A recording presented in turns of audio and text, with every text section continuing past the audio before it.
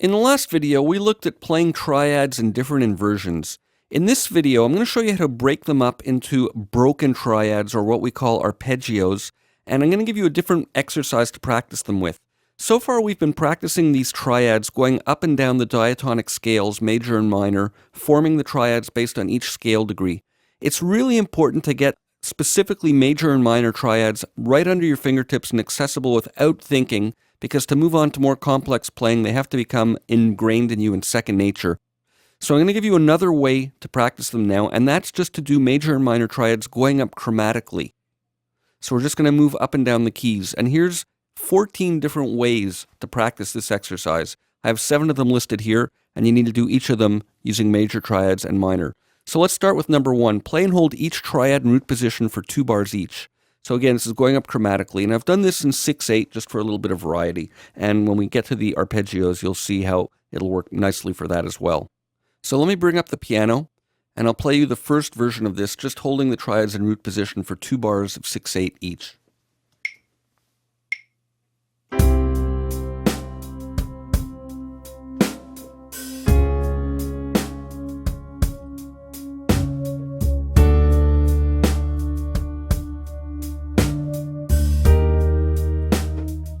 And so on like that. So it's nice and slow. You can take your time. I want you to really get familiar and comfortable with them. Try and play it through at that slow tempo without making any mistakes.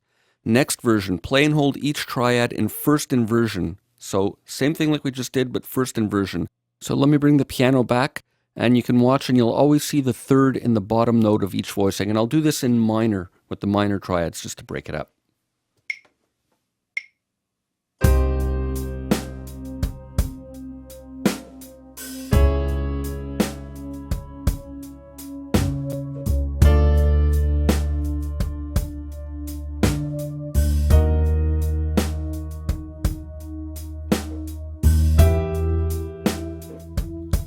And so on like that.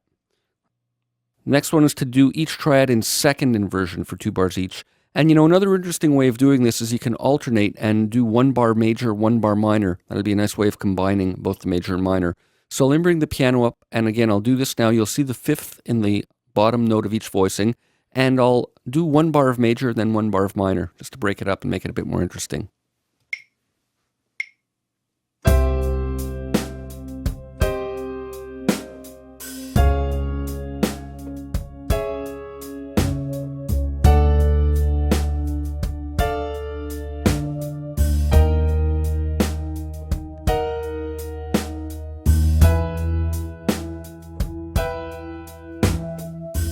And so on until we get back to the key of B and bring ourselves all the way back to the top. So let's go back here and look at the next way of doing it. Now we're going to play each one as an arpeggio. Now we haven't talked about this yet. An arpeggio is a way of breaking up the chords. So arpeggiate each chord in root position, ascending and descending over 2 octaves. So let me bring the keyboard up here and show you what that is. Now normally this would be a C root position triad. But instead of playing it together, we can break it up. So in 6/8, if we go over 2 octaves, it'll be like this. And then we jump up a half tone.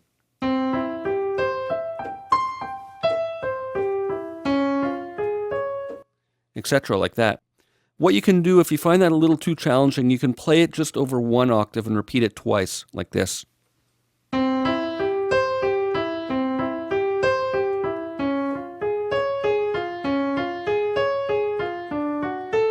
So that's a nice way to break it down if it's a little too demanding at first. So let me play it for you. I'll do 1 octave like that, repeated twice on each key, and then maybe I'll jump to 2 octaves partway through, just so you can get a little taste of both ways of doing it.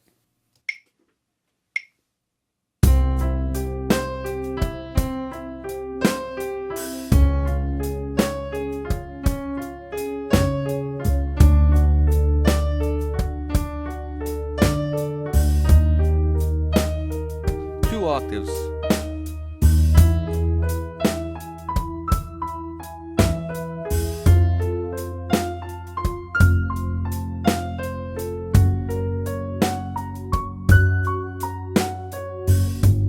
And so on like that until you go through all the keys back up to C.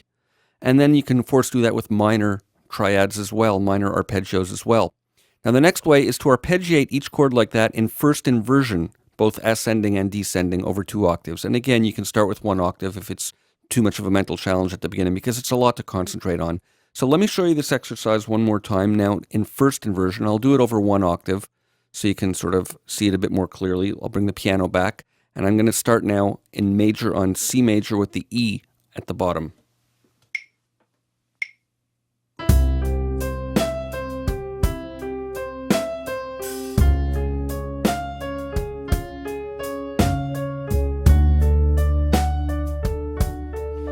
Octaves.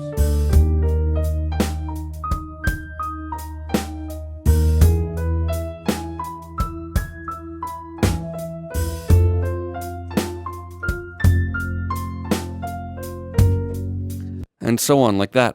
And again, do it with minor arpeggios as well.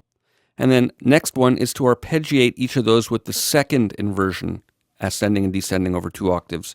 So again, let me demonstrate that one for you briefly. I'm just going to back it up to the count in. Bring the piano back, and now I'm going to start with the G in the bass. And I'll try it in minor. So we're going to hear second inversion minor arpeggios. I'll start with 1 octave, and then jump to 2 partway through.